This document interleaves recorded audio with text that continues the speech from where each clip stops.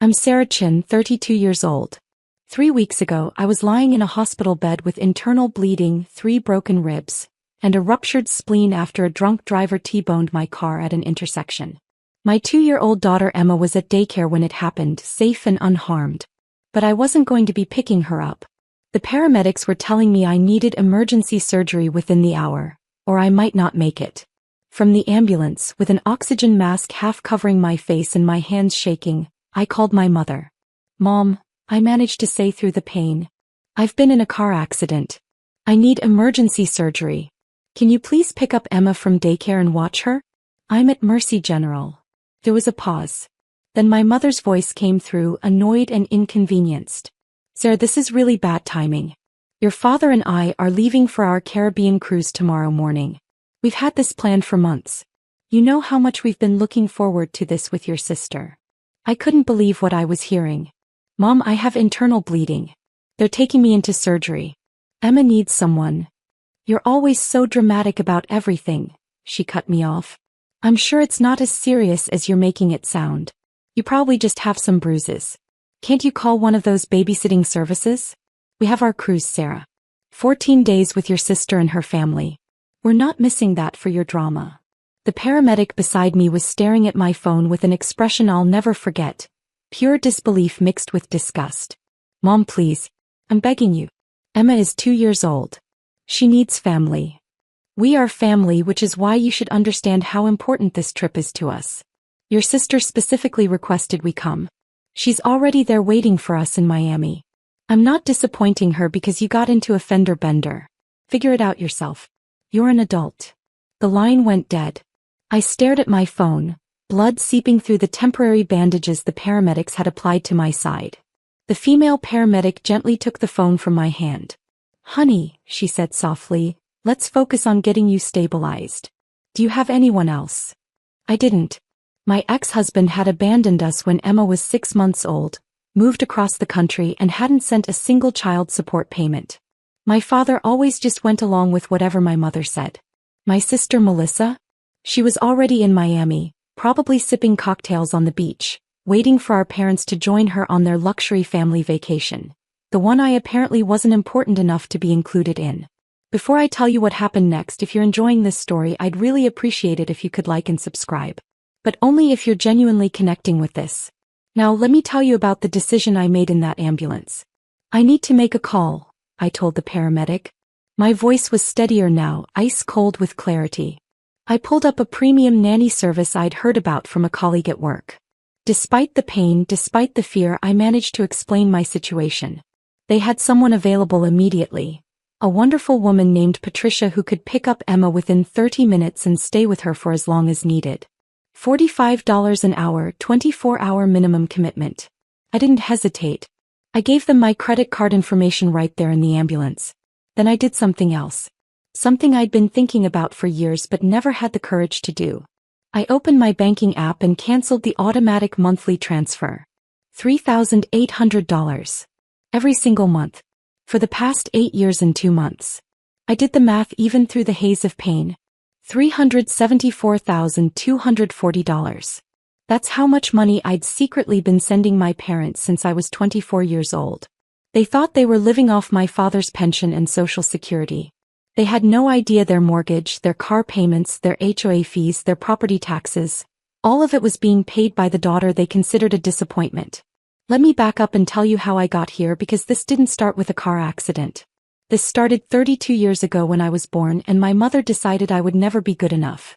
Growing up, I was always the other daughter. Melissa, 3 years older, was everything. Straight A's without trying. Homecoming queen. Full scholarship to Princeton. MBA from Wharton. Now a senior executive at a Fortune 500 company pulling in $400,000 a year. My parents' pride and joy. Their success story. The one they actually introduced to people at parties. Me. I was the afterthought. The surprise baby my mother never really wanted. I heard her tell her friends once when I was 7 years old. 2 was the plan. Sarah was the accident.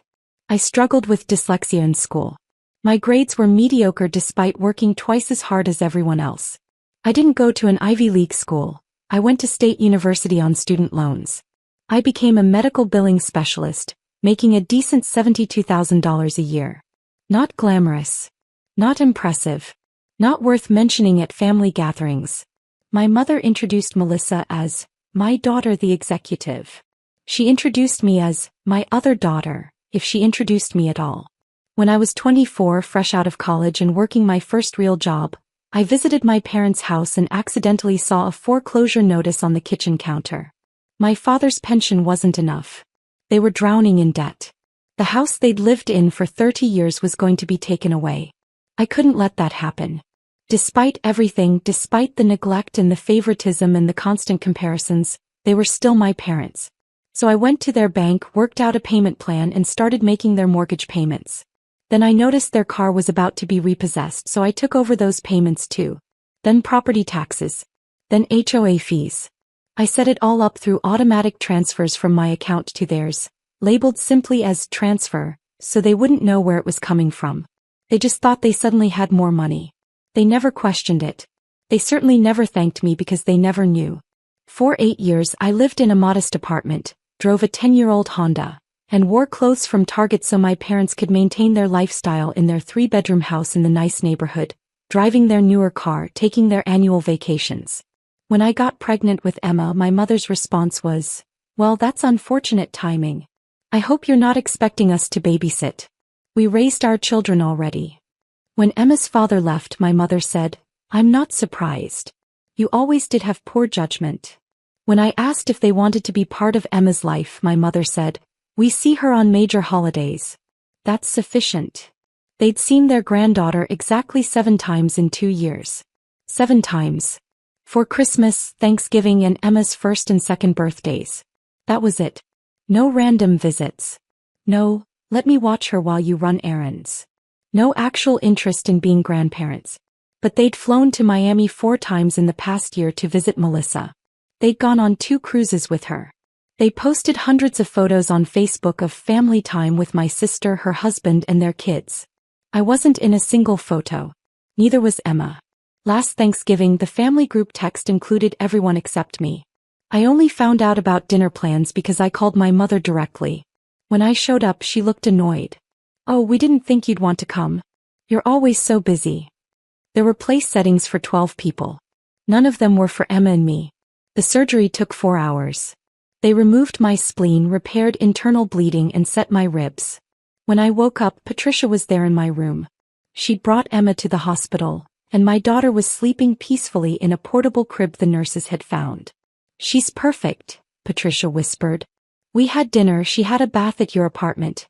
I hope you don't mind, I got your keys from your purse, and she fell asleep around 8. She asked for you, but I told her mommy would see her very soon." I started crying. This complete stranger had done more for my daughter in 6 hours than my own mother had done in 2 years.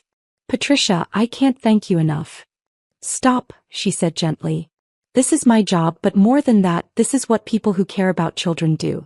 You focus on healing. I've got Emma." For the next 3 days, Patricia stayed with Emma. The nanny service bill came to $3,780. I paid it without hesitation. Worth every penny. My mother didn't call once to check on me. Not once. On day 4, my phone started ringing. My mother. I let it go to voicemail. She called again. And again. By evening, she'd called 23 times. My father called 14 times. Even my sister called, which was unusual because we barely spoke. I finally answered on call number 31. "Hello. Sarah." My mother's voice was hysterical. "What did you do? What did you do?" "I'm recovering from surgery, Mom. Thanks for asking. Emma's fine, by the way. Also thanks for asking. Don't you dare be sarcastic with me. The mortgage payment didn't go through. Our account is overdrawn. The bank is calling. What is happening?" There was. "I canceled the automatic transfer," I said calmly. "What transfer? What are you talking about?" "The $3,800 I've been sending you every month for the past 8 years. I stopped it." Silence. Complete total silence. Then, "That was you." His mom. "That was me. Every month since I was 24 years old. Your mortgage, your car payments, your property taxes, your HOA fees. All of it. $374,240 total. You're welcome. But we thought, your father's investments. Dad doesn't have investments, Mom. He has a modest pension and Social Security. You've been living off my income for almost a decade. And when I needed you for one single afternoon to watch your granddaughter while I had emergency surgery to save my life, you told me you weren't missing your cruise for my drama. Sarah, you don't understand. I understand perfectly. You chose a vacation over your daughter's life. You called a medical emergency drama. You told me to figure it out myself. So I did. I hired a stranger to care for Emma, and I'm cutting you off permanently. Every automatic payment has been canceled. You're on your own now. You can't do this. We'll lose everything. The house, the car. Figure it out yourself, Mom. You're an adult. I hung up. The calls continued. 47 times that day. 52 times the next day. 68 times the day after that. I blocked both my parents' numbers. Then came the emails. The text messages from relatives I hadn't heard from in years. The Facebook messages. All of them said the same thing. How could I be so cruel? How could I abandon my parents? How could I let them lose their home? Not one of them asked how I was recovering. Not one asked about Emma. Not one acknowledged that my mother had refused to help during a medical emergency. I was released from the hospital after 6 days. Patricia helped me get settled at home with Emma, made sure I had everything I needed, and gave me her personal number, just in case. I paid her a $500 bonus. He cried and hugged me. 2 weeks after the accident, I got a call from an unknown number. I almost didn't answer, but something made me pick up. Is this Sarah Chen? A professional female voice. Yes. This is Gloria Martin. I'm a social worker at Mercy General. I was reviewing some cases from recent weeks and I came across something concerning. May I speak with you about your emergency admission on October 3rd? My heart sank. Were they investigating me? Had someone reported me for something? Of course, I said cautiously. I see here that you were admitted with life-threatening injuries from a car accident. You underwent emergency surgery. Your chart notes that you called your mother for help with childcare and she refused. Is that correct? Yes, that's correct. And you then hired a private nanny service from your hospital bed? Yes. Patricia was wonderful. My daughter was perfectly cared for. I'm not questioning that at all, Gloria said quickly. I'm actually calling because one of our ER nurses flagged your case. She was concerned about the family dynamics. Would you be willing to meet with me? I think there's something you should know. We met 3 days later at a coffee shop near the hospital. Gloria was a woman in her 50s with kind eyes and a direct manner. She didn't waste time on small talk. Sarah, what I'm about to tell you is something I think you need to hear, but it's not going to be easy. I've been a social worker for 27 years. I've seen thousands of cases of family neglect, abuse, and dysfunction. Your case stood out to me because it's what we call covert emotional neglect from parental figures with narcissistic tendencies. I must have looked confused because she continued. Your mother's response to your emergency wasn't just selfish. It was pathological. A normal parent, even one who's not particularly close to their adult child, would respond to a medical emergency. The fact that she didn't, combined with what our nurse overheard about your financial support of them, suggests a deeply dysfunctional dynamic. I just thought she was always kind of self-centered, I said weakly. Sarah, has your mother ever acknowledged your accomplishments? Celebrated your achievements? Showed genuine interest in your life? I thought about it. Really thought about it. No, I finally said. Never. Has she ever compared you unfavorably to your sister? Constantly. Has she ever made you feel responsible for her happiness or well-being? I thought about the 8 years of payments, the guilt I felt even now for stopping them. Yes. Gloria nodded. What you've been experiencing is called golden child/scapegoat dynamics. Your sister is the golden child, can do no wrong, represents success. You're the scapegoat, blamed for problems, expected to give without receiving, never quite good enough. And you've been financially supporting this dynamic, literally paying for the privilege of being treated poorly. Something cracked open inside my chest. All those years. All that money. All that trying to earn love that was never going to come. What do? I whispered. You've already done it, Gloria said firmly. You cut off the money. That was the right call. Now you need to maintain boundaries. They're going to escalate. They're going to try guilt, manipulation, flying monkeys, family members who pressure you on their behalf. You need to stay strong. I feel so guilty though. Of course you do. They've trained you to feel responsible for them. But Sarah, answer me this. If the situation was reversed, if they were the ones with money and you were struggling, do you think they'd secretly pay your bills for 8 years? I knew the answer immediately. No. Exactly. This has been a one-way relationship. You deserve better. More importantly, Emma deserves to grow up seeing her mother treated with respect. You're breaking a generational pattern. That's hard, but it's necessary. We talked for 2 hours. When I left, I felt something I hadn't felt in years. Clear-headed. Sure of myself. 3 weeks after the accident, on a Tuesday afternoon, my doorbell rang. I looked through the peephole and saw my mother and father standing there. My mother looked furious. My father looked defeated. I opened the door but didn't invite them in. What do you want? We need to talk, my mother said, trying to push past me. I blocked the doorway. We can talk here. Sarah, please. Don't be difficult. We drove all the way here. You drove 30 minutes, Mom. The same 30 minutes you couldn't spare when I was dying in a hospital. That's not fair. We didn't know it was that serious. I told you I had internal bleeding. I told you I needed emergency surgery. What part of that didn't sound serious? My father finally spoke. Sarah, sweetheart, we're going to lose the house. We need you to reinstate the payments. Just until we figure something else out. Figure what out, Dad? You're both retired. You have no other income. You've been living off me for 8 years. If I start paying again, you'll just expect it forever. But where will we go? My mother's voice hit that whining tone I'd heard my whole life when she wasn't getting her way. I don't know, Mom. Maybe you can stay with Melissa. She's the successful daughter, right? The one worth spending time with. Melissa doesn't have room. She has a 5-bedroom house. Her guest rooms are occupied. Then downsize. Sell the house. Get an apartment you can afford on Dad's pension. That's what normal people do. This is our home, Sarah. We've lived here for 30 years. And I've paid for it for 8 of those years. I'm done. My mother's face twisted into something ugly. You're just doing this to punish us. You've always been spiteful. Selfish. This is exactly why we've never been close. Something inside me snapped.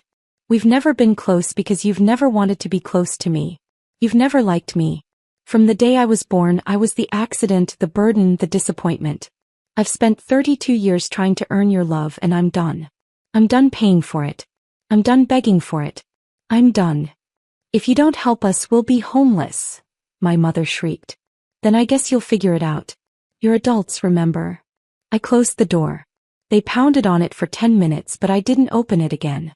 Eventually they left. The phone calls became extreme. My mother called 8-9 times in one day. When I blocked her number, she called from other people's phones. She showed up at my apartment 4 more times. I stopped answering the door. Then came the Facebook post.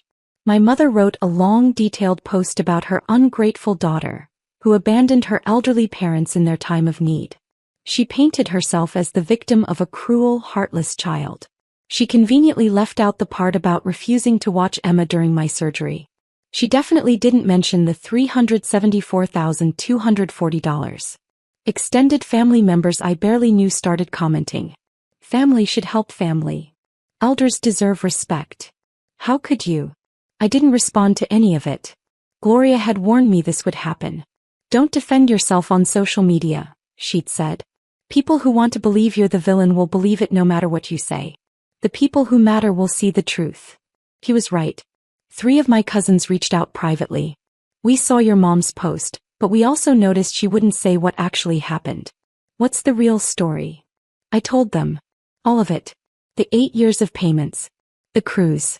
The refusal to help with Emma. The complete lack of concern for my well-being. Their responses were similar. Oh my God, I had no idea. That's awful. You did the right thing. But publicly my mother's narrative dominated. I was the ungrateful daughter. The family villain. Fine. I could live with that. 6 weeks after the accident, I was mostly healed physically. The emotional healing was ongoing. I'd started seeing a therapist who specialized in family trauma. It helped. Then something unexpected happened. I got a call from a number I didn't recognize. When I answered, an elderly male voice said, "Sarah? This is your grandfather. Your mother's father. Don't hang up." I'd never met my maternal grandfather. He and my grandmother had divorced when my mother was young, and there'd been some kind of major falling out. My mother never talked about him except to say he was dead to the family. "Grandpa Frank," I said cautiously. "That's right. I know this is out of the blue, but I need to talk to you. Your mother doesn't know I'm calling. Can we meet?" We met the next day at the same coffee shop where I'd met Gloria. Frank was 78, sharp as a tack, and didn't pull punches.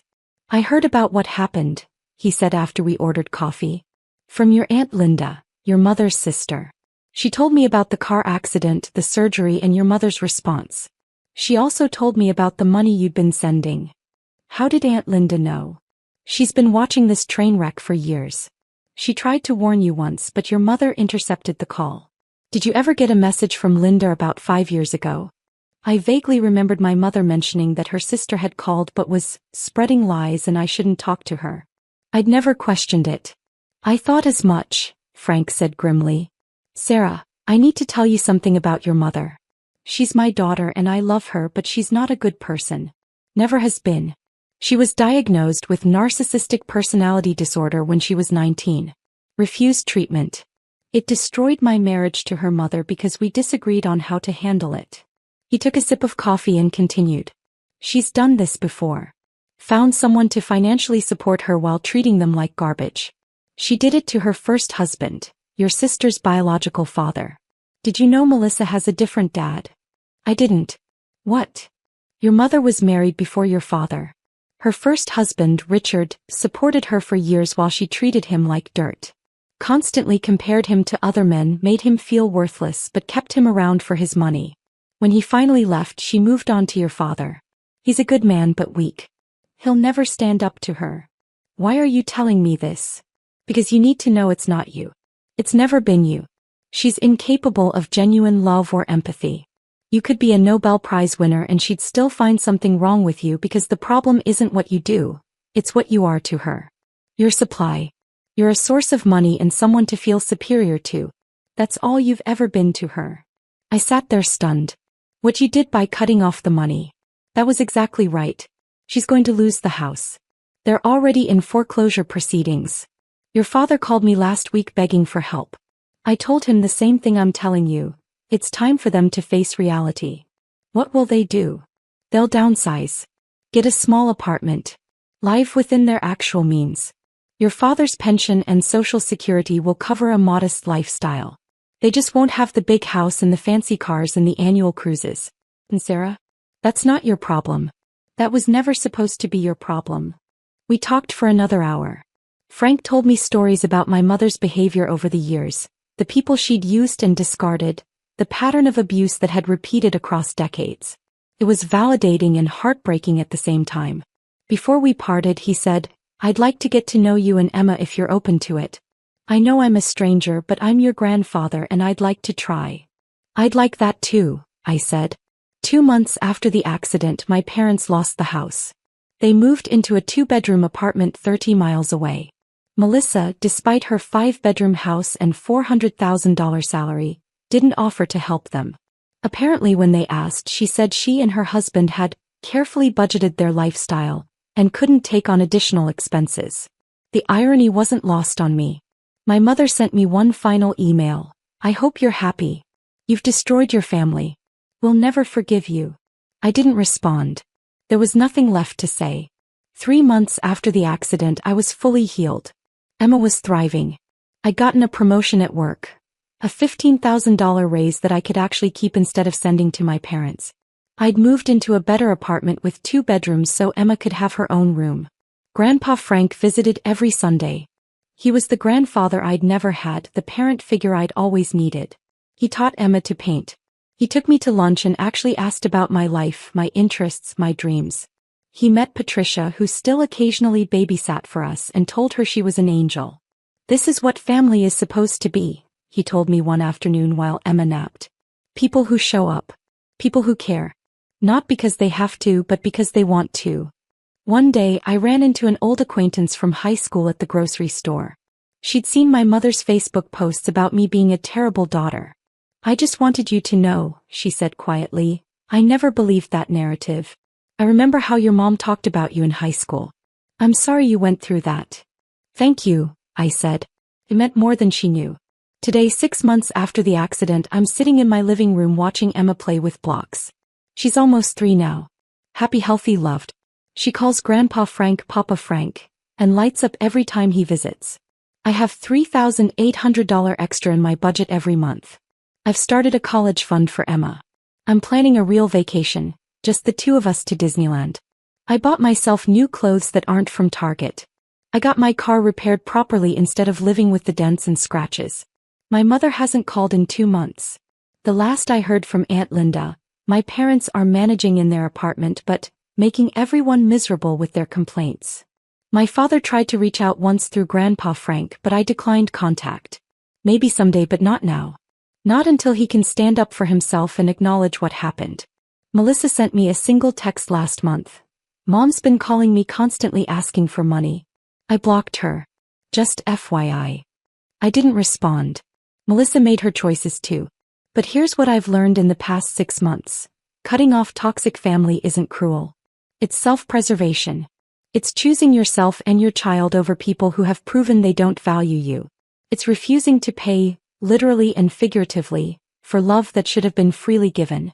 I spent $374,240 trying to buy my mother's love.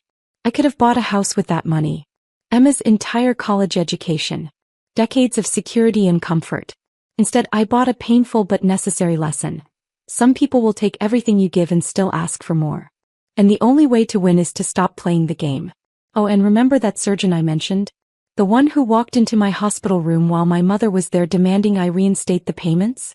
That happened on day 5 of my recovery. My mother had somehow sweet-talked her way past the nurses, and she was standing over my bed, listing all the reasons I owed her. The surgeon, Dr. Reeves, came in for a post-op check. She took one look at the scene, me exhausted and pale, my mother red-faced and gesturing wildly, and said, "I'm going to need you to leave. My patient needs rest." "I'm her mother," my mother snapped. "I have a right to be here." Dr. Reeves pulled up my chart on the tablet. "According to our records, you refused to provide childcare for your granddaughter when your daughter was admitted with life-threatening injuries. Our ER staff documented that conversation. You told her, and I quote, 'I'm not missing my cruise for your drama.'" My mother's face went pale. "Your daughter had a ruptured spleen, internal bleeding, 3 broken ribs, and coded once during surgery. She nearly died. And you were on a cruise ship." Dr. Reeves's voice was ice cold. "So no, I don't think you have a right to be here causing her stress during recovery. Leave now, or I'll call security and have you permanently banned from this floor." My mother's mouth opened and closed like a fish. No sound came out. She looked at me, expecting me to defend her or smooth things over like I always had. I said nothing. She grabbed her purse and left. The look on her face, shock, humiliation, disbelief, was absolutely priceless.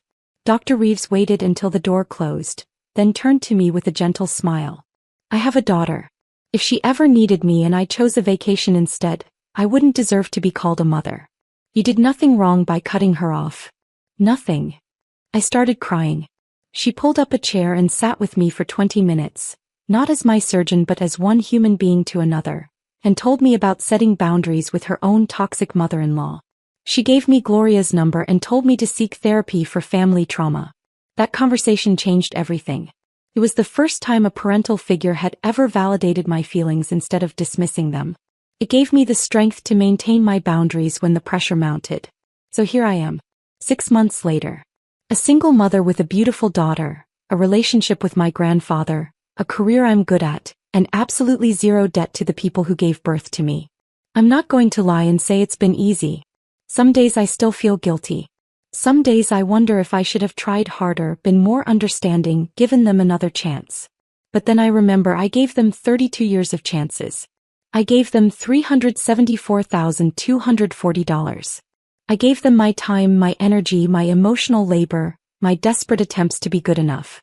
They gave me nothing but criticism and demands for more. I'm done giving to people who only know how to take.